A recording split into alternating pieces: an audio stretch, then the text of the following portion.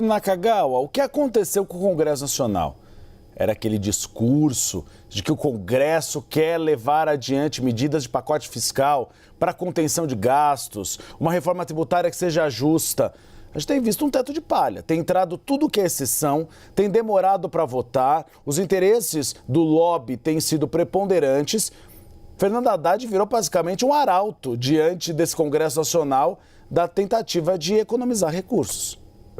O Fernando Haddad está muito mais liberal do que o Congresso, ao contrário do que todo mundo dizia, que este Congresso era liberal na economia, pró-ajuste fiscal, cortar gastos. Nada disso está acontecendo, especialmente quando a gente pensa no dinheiro, no orçamento destinado ao próprio Congresso via emendas parlamentares. O fato é que ao longo das últimas semanas, o que se viu no Congresso Nacional foi o avanço e a aprovação de medidas que, de alguma maneira, vão contra esta ideia ou esta promessa de que este Congresso, essa legislatura seria mais responsável do ponto de vista fiscal. Por exemplo, a reforma tributária, ela está muito mais porosa em relação às pressões setoriais, geográficas, regionais, e por isso o texto acabou piorando ao longo das últimas semanas.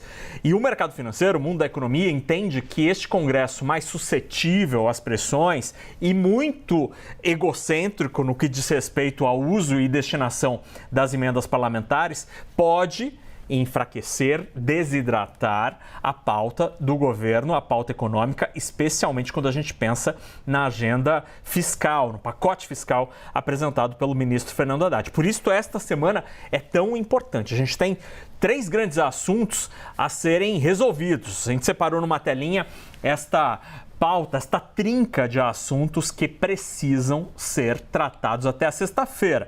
Então, o orçamento, a gente precisa ter a LDO, sequer a LDO foi aprovada, as diretrizes, quanto mais o orçamento em si, tudo isso precisa avançar ainda nesta semana. O pacote de corte de gastos, Pacheco prometeu votar antes do recesso, ou seja, nesta semana ainda, além da regulamentação da reforma tributária. Entre esses 3 assuntos, a regulamentação da reforma tributária acaba sendo o tema menos urgente, porque o pacote de corte de gastos prevê, como você lembrou, Uribe, mudança, por exemplo, no mecanismo de atualização do salário mínimo.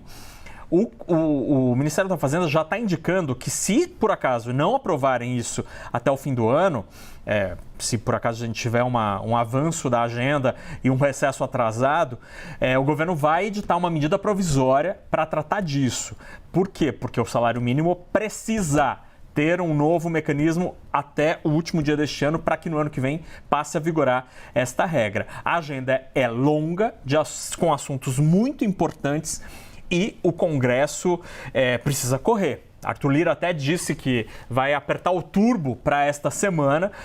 No mundo da economia, há pouca crença de que este Congresso vai ser mais responsável do ponto de vista fiscal nesta semana. É por isso que, por exemplo, o dólar continua subindo, R$ 6,04 neste momento, R$ 6,06 neste momento, mesmo com o Banco Central tendo feito hoje de manhã, Uribe, a maior intervenção à vista no mercado de dólares desde a pandemia. Desde março de 2020, o Banco Central não vende tantos dólares como vendeu hoje e, mesmo assim, o dólar sobe para R$ 6,06.